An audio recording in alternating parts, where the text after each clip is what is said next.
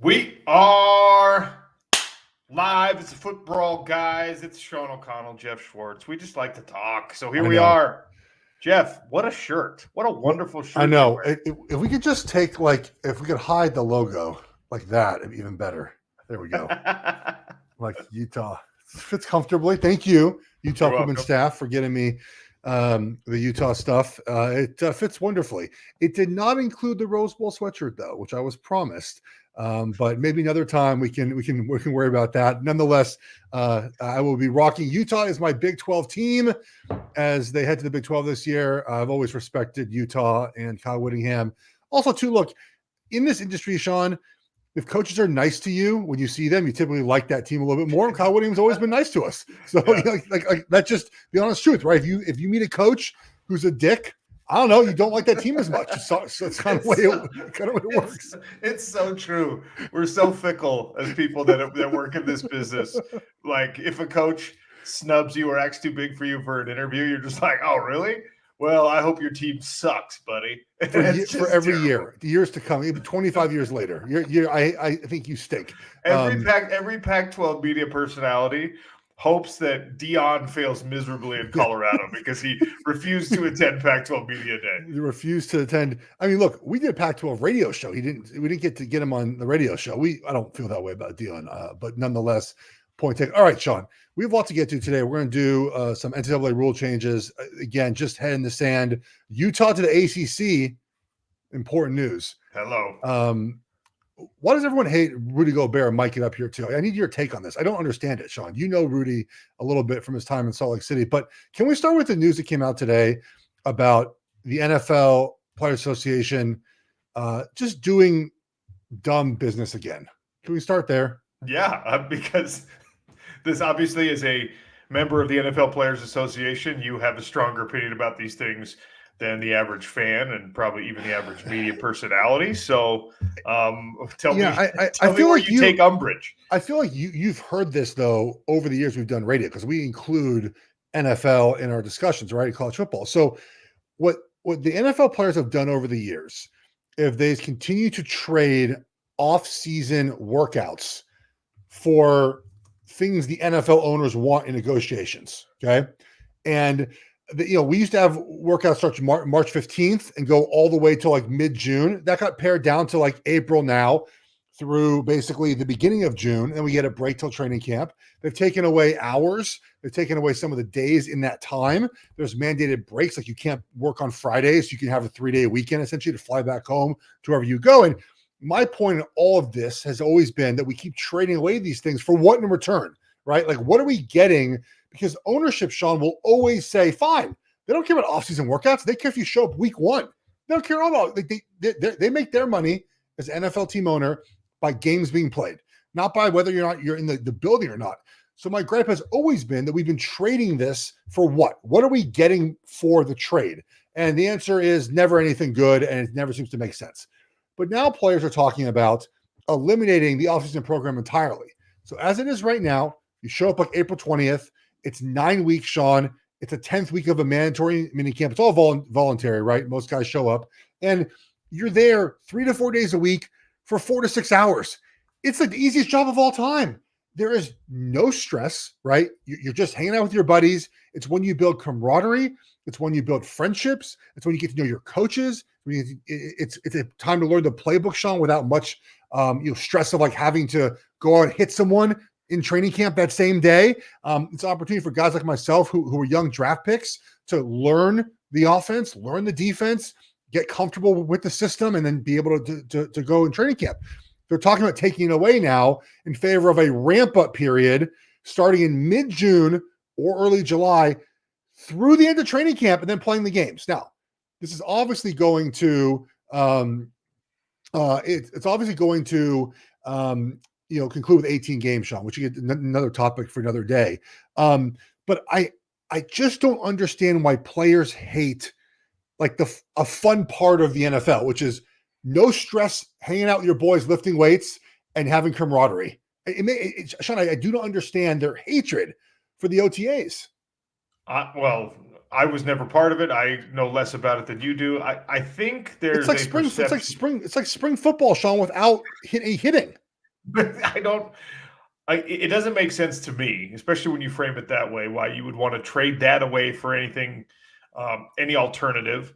I guess maybe now that guys are doing more of this, make money away from football. You've got your side projects, your fashion, your podcasts, your other brands, your investments, whatever.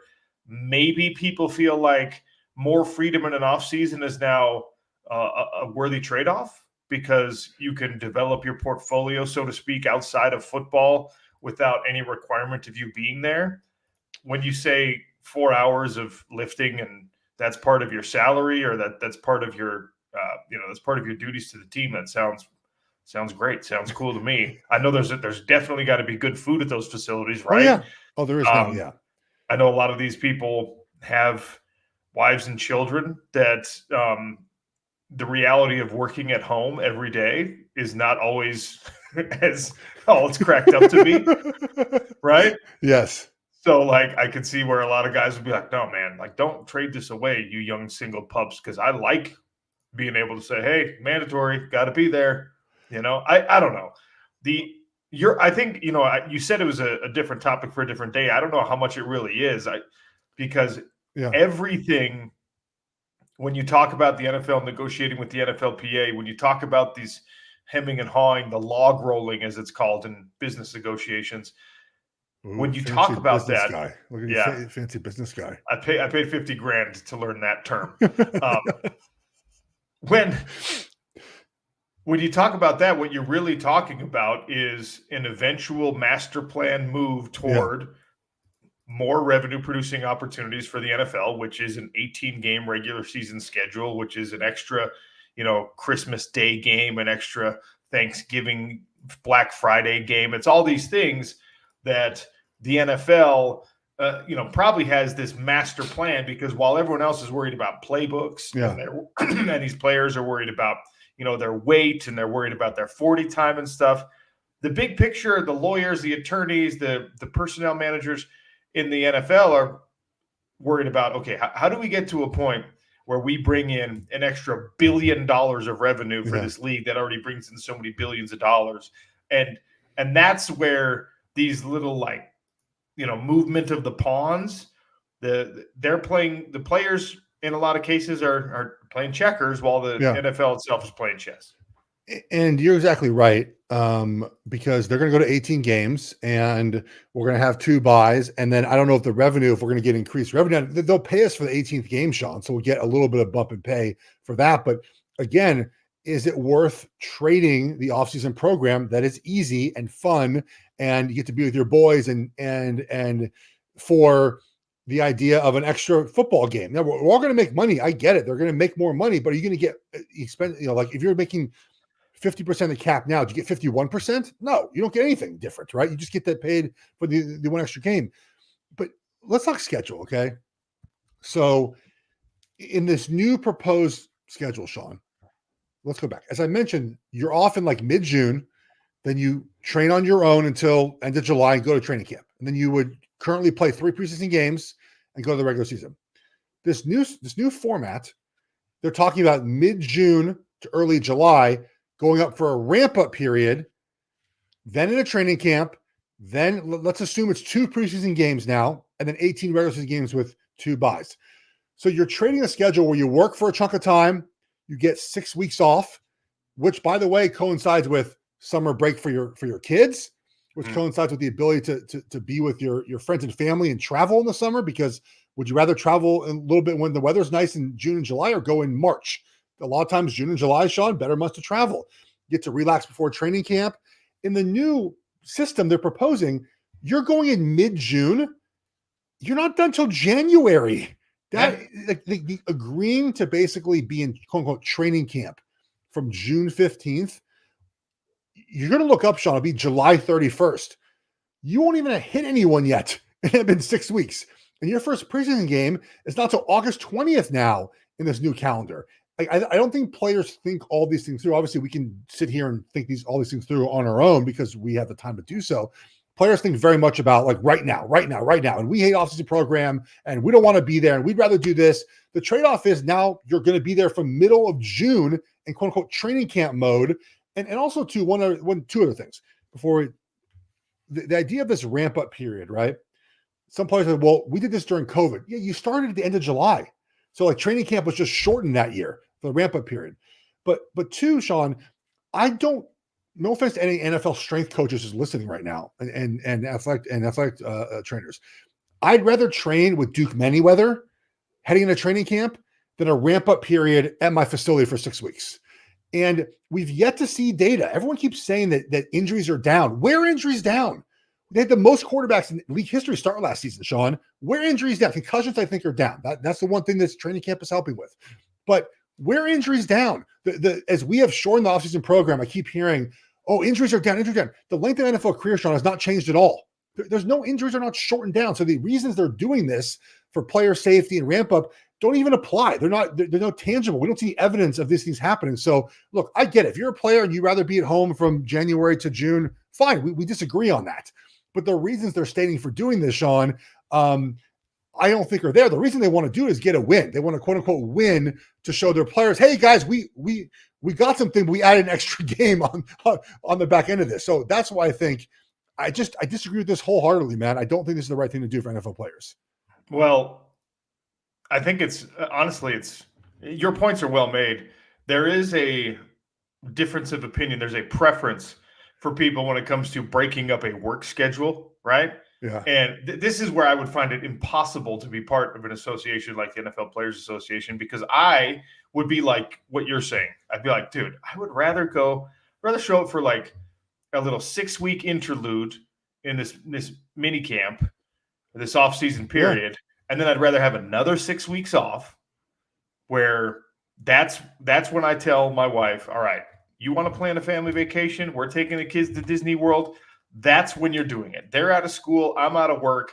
That's what's happening. And then you've got the shortest actual season, right? Training camp plus games is now the shortest possible. Yeah. It's not going to get any shorter than it is now that you got 17 games, right? So the idea that you would be adding on to the continuous workload for me would be like, no, man, I want the multiple break thing. I want a shorter season, and then I want the off-season break. And then, yeah, I'll go back to work for 6 weeks in kind of the spring, summer, and then I have my summer break again. Some people, I guess, might say, just let me rip the Band-Aid off, do it all at once. 6 months continuously, and then you do not get to call me again for another 6 months. Some people might like that. I would be in your category where I'd say, no, man, break this thing up for me. Especially because the way you have this mini camp situation, the off-season training program now, you get to go and you get to heal the bumps and the bruises, and you get to, kind of like tweak the things you need to tweak. You get to go back home and go to the drawing board a little bit if you're one of these bubble guys. This ramp-up period to me just stinks of an opportunity for coaches to, when you're, a month away from even suiting up for training camp, starting to plan for your replacement. There's a lot of reasons I wouldn't like this change. Well, it certainly doesn't help young players, Sean, which again, the NFLPA, it's not their job, I think, sometimes to look after young players, right? I mean, it's run by older players. They're not so concerned about rookies and first or second year players. But this certainly doesn't help, right? I mean, again, I was a 7th round pick. I needed every single opportunity to be in the field, Sean. And a lot of it was early in my career, learning the playbook and being able to get out there with my teammates in the spring. And you feel, it gives you, it go both ways, right? You can get confidence from it or realize like, I got a lot to work on. And both things, by the way, are good. They're both good to learn in the spring before you head to your first NFL training camp. And obviously camp is different now. So it's not the same thing that it was. I mean, we had to go in June and go do double days. I mean, that would be just absolutely miserable. I see the argument that no other league does this sort of off-season program schedule. That's certainly true. NBA does have summer league though, which is for young guys, right? That's sort of an OTA type activity. And baseball players, I mean, look, they show up in 8 weeks before the season starts. Like it's a different type of sport, Sean. There's no need to have. And by the way, some of those players go play overseas, right? Like they don't play. It's overseas the wrong way to put it, but in South America, right? Like they're playing for the entire offseason anyways. And so I don't agree. Baseball is such an Different sport. apples to oranges comparison when it comes because Correct. I mean Yeah. it's marathon versus Yes. Spartan race basically. Like baseball is just this sort of long game, continuous. You got 8 minutes of action in a 3-hour game kind of situation, and football is you're bashing your brain against something Yeah. as hard as you can, and then I mean it's a physically life changing game, and I also think I move to strike player safety from any publication, any sort of like. I just don't want it to even be talked about anymore. Player safety is not something that the league is concerned with. Correct. It's just not. Like they're concerned with revenue. Player safety is something that the NFLPA and the players, I guess, have to be concerned with. But even with that, you're willing to trade off a certain amount of player safety stuff for more money. So it's like I want to stop pretending that player safety is really going to make any decisions for us moving forward. It never has and never will. Because 18 games is not about player safety. 18 games is about money, which look, the players are fine with trading off. I'm not 18 games is what it is. At this point, you have 17 games, 18 games with 2 buys doesn't make much of a difference, Sean, right? I mean, it just doesn't. But yeah, nothing the NFL does is for player safety. It's for money. And players know that though, right? I mean, there's not in my opinion, there's not like a surprise by that. The players are not surprised that the NFL is trying to make money over player safety. I do appreciate sometimes the players talking about it. I mean, it's too as simple as like there are teams going away from grass fields for turf fields. Like that's not for player safety. Player safety, you play on grass fields as much as possible because turf fields are not good for your body. More injuries happen on turf fields. No one cares. It doesn't matter in the end. So yeah, player safety it's not a thing the NFL seems to worry about. Can I ask one thing about player safety before we move on to different? They've cleared the way for those guardian helmet caps. uglies. What are they called? Guardian caps. Yeah. Who is going to wear one? Who in the NFL is going to wear one in an actual game? I could see a player coming off a concussion wearing them. I do not think anyone will voluntarily wear them, Sean, without having a previous concussion history. I mean, there's that really ugly style of helmet that like Bosa and Kittle are wearing right now that is almost as bad. Who was it in the 90s? Derek Deese that wore like the second cap over his helmet? Dana Stubblefield. So it's effectively that, just an even uglier version of it. The double helmet. We'll see one or two, but man, those things are hideous, dude. They're like you wear that Rydell concussion bucket. Here's another one to put on top of your head. Hope you're safe now. Hope you're safe. Okay. Just that increased blunt force trauma. Like, oh, it's so good. Anyway. Now that the schools can pay their players, Sean, how much would you have made at Utah? They still would have made me pay. They would have made me pay like, they'd have been like, hey, dude, we have to pay the other players now, the one that actually matter. So we're increasing your tuition as a walk-on. All right. Like you have to now pay an equipment rental fee so that I can give Eric Weddle a salary. That's what they would have done for me.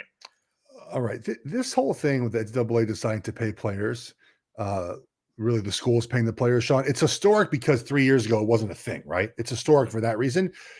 Otherwise, it's not a lot of money. Like I do not know. It's $20 million for all the sports. There are schools with 1,000 varsity athletes, Sean. Mm-hmm. Like this is not a thing. It will change the life of some players, right? But who's getting the money? How much money? Where it getting the money from?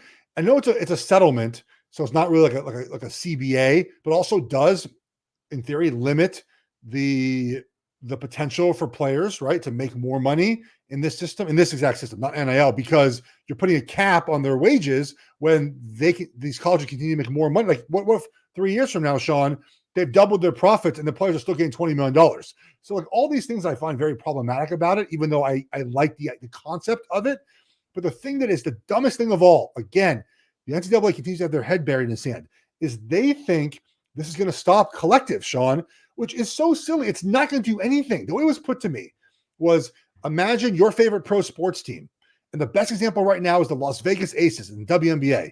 They have a salary from the Aces, right, under their salary cap, and the city of Vegas gave him $100,000 each, Sean, right, as an endorsement. That's what's going to happen now. The Utah Ute Collective is going to give Cam Rising money on top of getting paid by Utah. So it's good the players are getting this. Like it's fine, Sean, but to me, it's not earth-shattering changing for college sports like people are trying to make it out to be.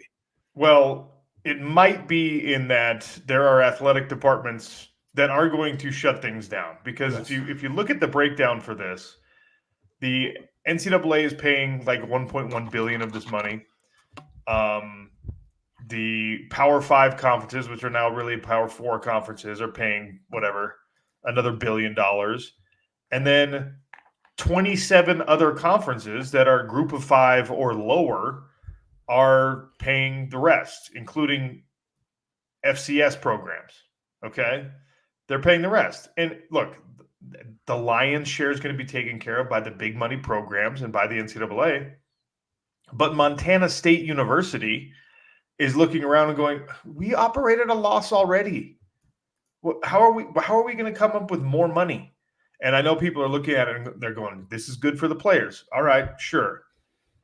There are going to be football programs that shut down because of this, because this money is subject to Title IX, all right, which means an equal split has to go to female athletes, which means football gets the smallest relative bump because of the size of the roster. It's the same program, the same issue that you've been having with football compensation and with Title IX for years, and a compelling reason why football should be taken out of the Title IX equation, because 85 guys on scholarship, which, by the way, this settlement also eliminates that restriction. That is the more important point of this whole thing. Alabama can now have 100, 110 guys on scholarship.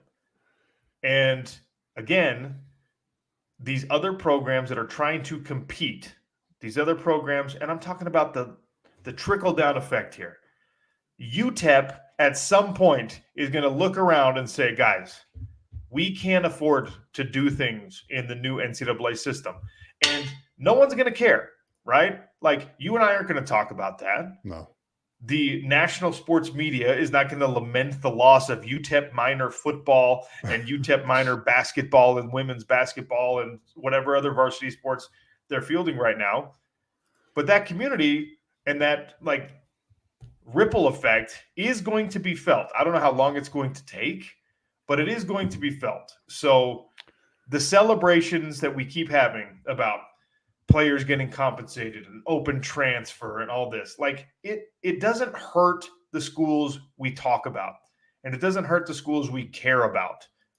It ends up changing things a lot more drastically way down the line, and there is going to be a time very soon where fewer high school athletes get an opportunity to continue their careers, have their education paid for, because of all of these changes. That's just the facts. Yeah. That's just the way it's going to be. And you're not going to hear people crying about it and caring about it, because it's going to be Big Sky teams and WAC teams and Sun Belt teams. And it's not going to be the SEC that's hurt and the Big Ten, but it's still going to be hurting the overall landscape of college athletics well below the line of demarcation.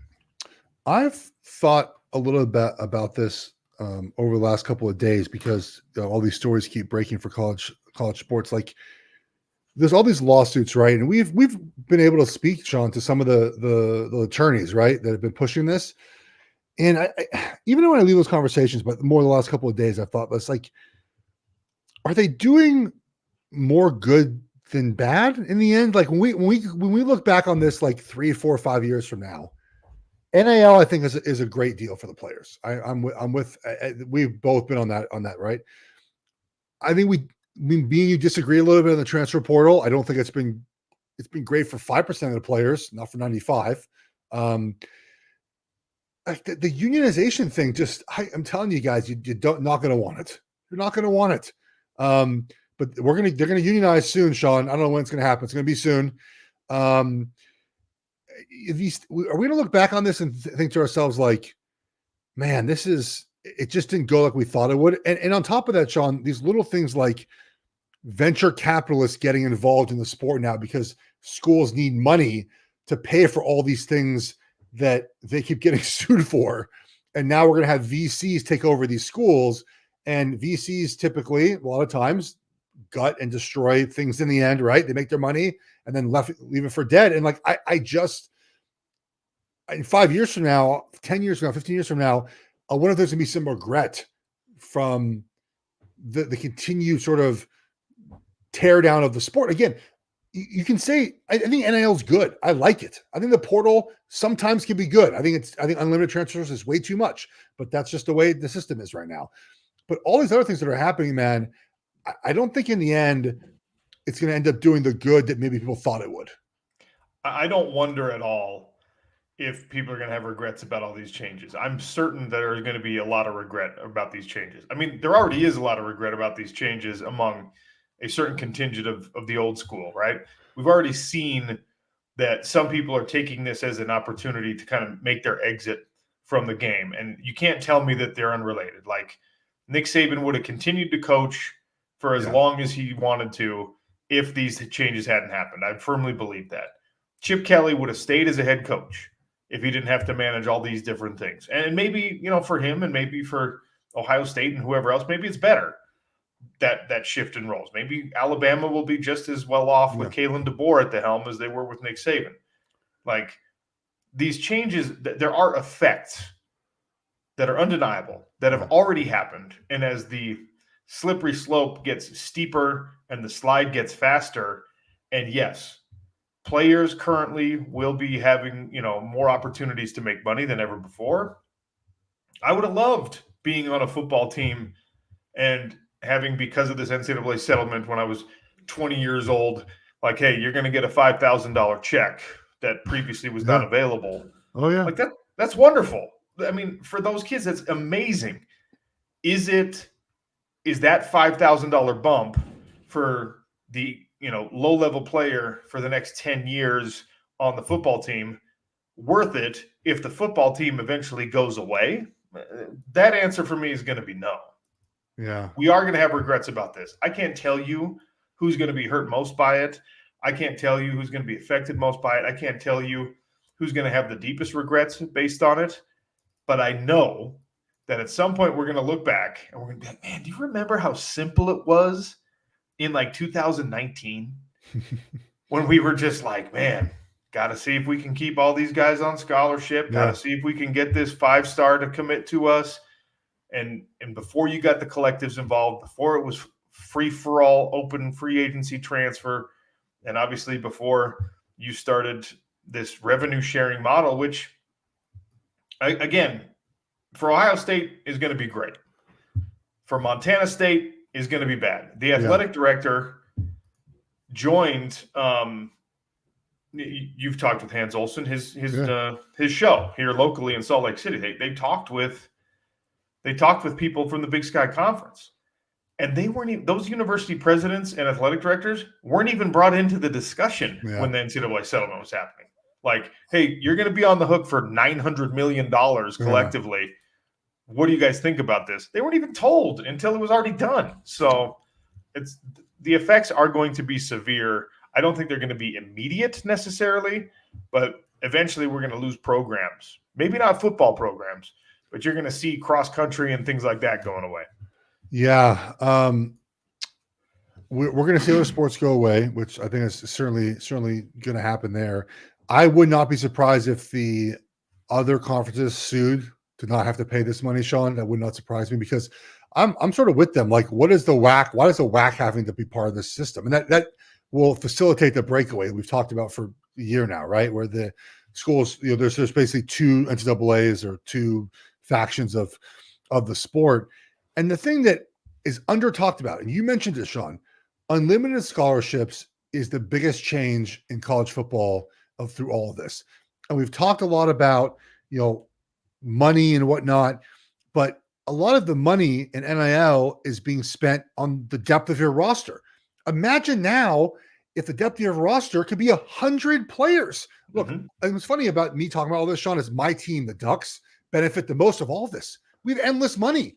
Like, we're gonna have the super team. We're gonna win it. Like, it only benefits me in Ohio State and like all Texas and all these big dogs, right? Because we're just gonna get 100 players on our roster, but that takes away 15 players from other teams that can't afford it. And it's funny when you joke about like teams winning championships in certain eras, people will say, well, yeah, you had 100 people on scholarship and the other team had 70. We're getting back to that, guys. That's coming up fairly soon.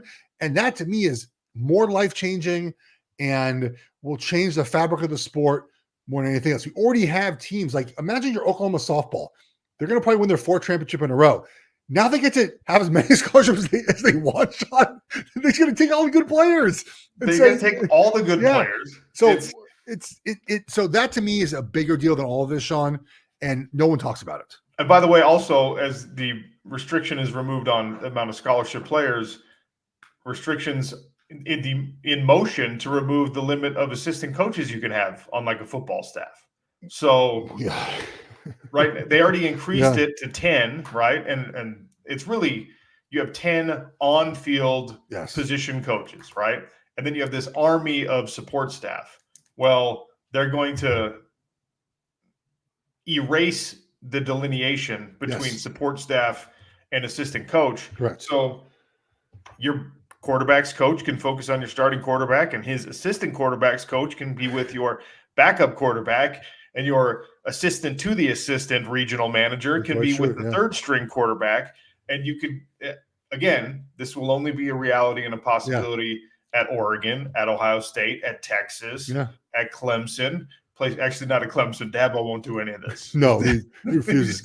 No, actually, we're not paying anybody. I don't want any of the money. He's like, he said he would retire when players got paid. Dabo's gonna be like, you know what? We paid our players with prayer this week. They do not want this money. I heard I forget who said this. Maybe it was Bomani Jones or Spencer Hall, that, like Dabo sort of beat the odds, right, as a player. And he sort of beat the odds as a coach now. So it makes a lot of sense why he believes what he believes in. It's just that, like, he doesn't just ever adapt. It makes total sense. Like, when I read this tweet there, I was like, yeah, that makes total sense. But the guy just won't adapt at all.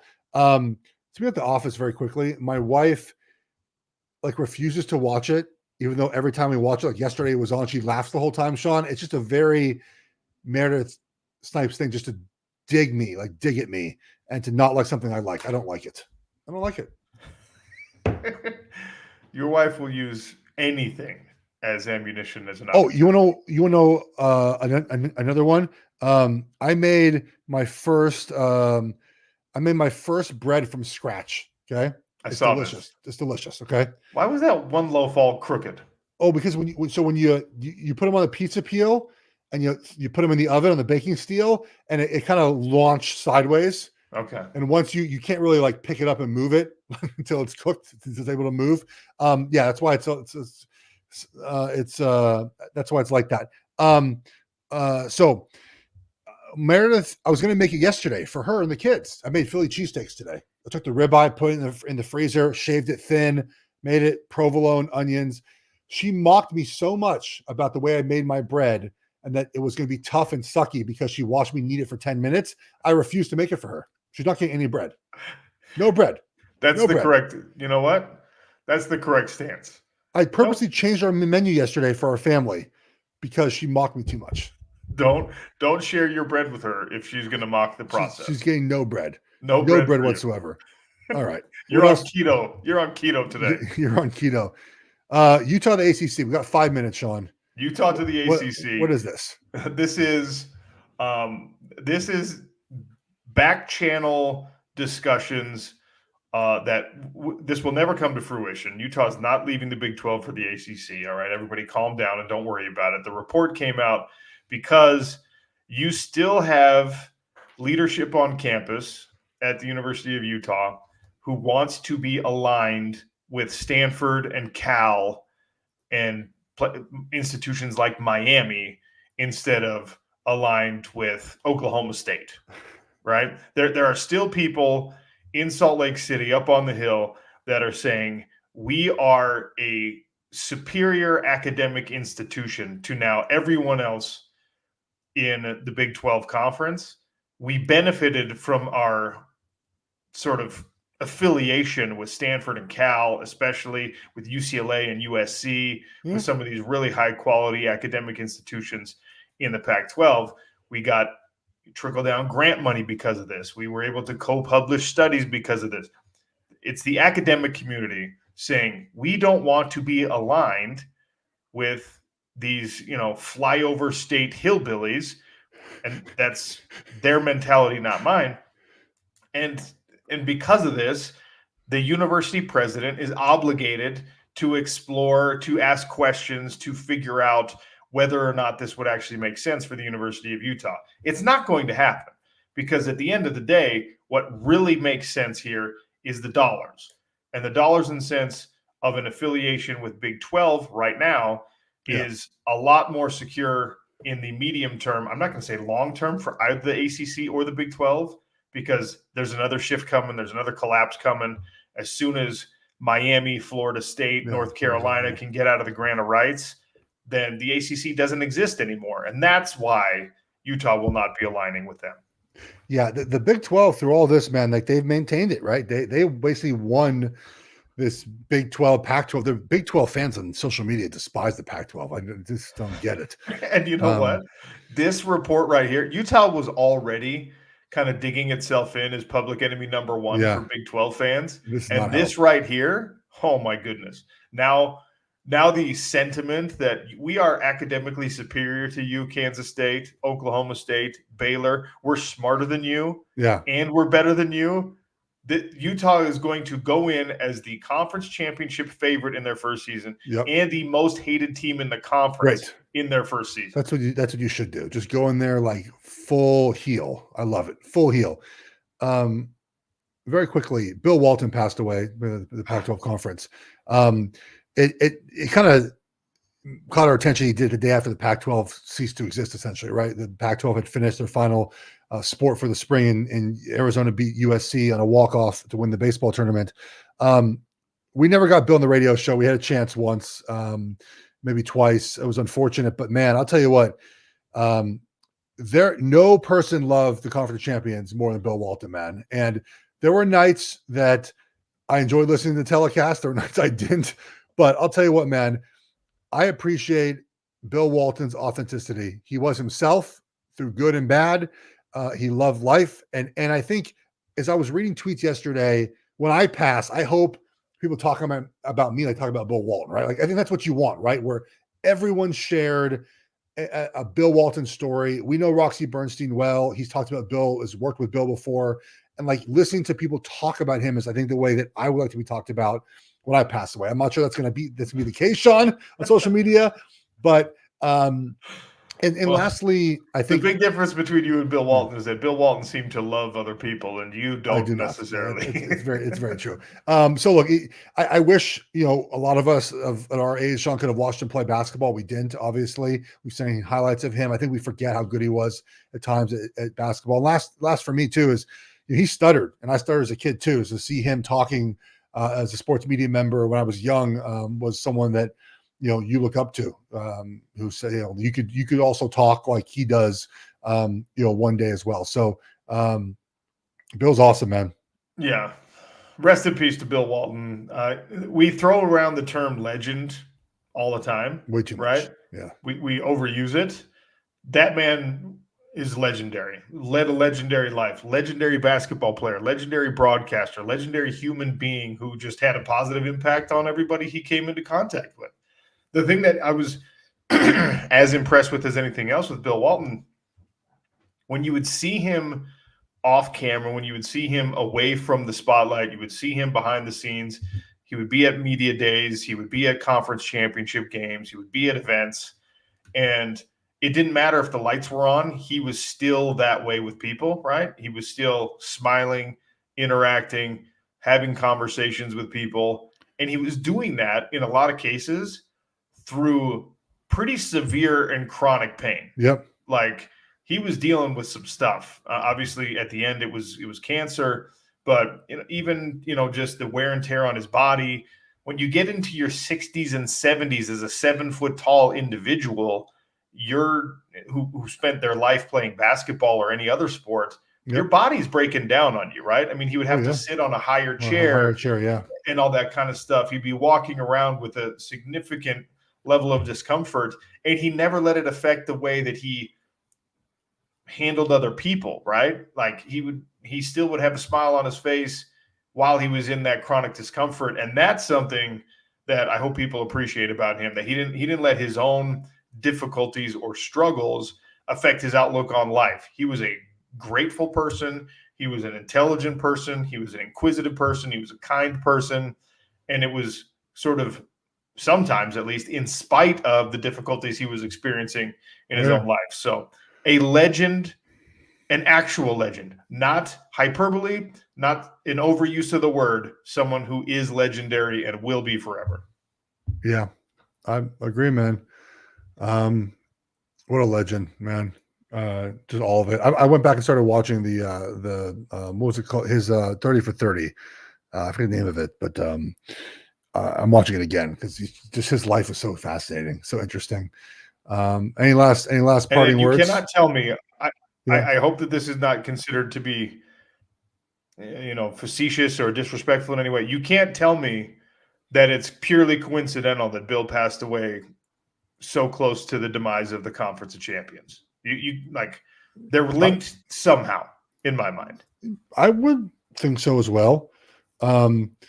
We've seen in sports specifically, but there's life stories. I don't have specific ones, but when you basically stop doing your job in sports, for your older woman, you pass away soon afterwards. We've seen that happen. Plenty of examples about that. And he probably didn't have a job for next year. I mean, there's a lot of true love stories out there, and we probably all have these anecdotes. I think this is what you're referring to, where like the love of someone's life passes away or disappears, or their favorite dog or whatever it is no longer there in their old age. And for them, that's the right time to move on. And I say that respectfully, because I think Bill truly did love the conference and truly did love his job and his affiliation and his sort of role as ambassador of the Conference of Champions. So, Bill, rest in peace. Yep. Condolences to everyone who was, negatively affected by this. I reached out to Roxy. I know it was really tough on the guys that worked with him. Yeah, I text Roxy too. It's tough, and Roxy, I thought Roxy did a great job, but he was the one on both telecasts, right? He ended the Pac-12 network the other night, and he ended the ESPN telecast of the Pac-12 conference. He did a great job, man, of, I think, summing up all our thoughts about the conference. It's done. It's crazy. It sucks.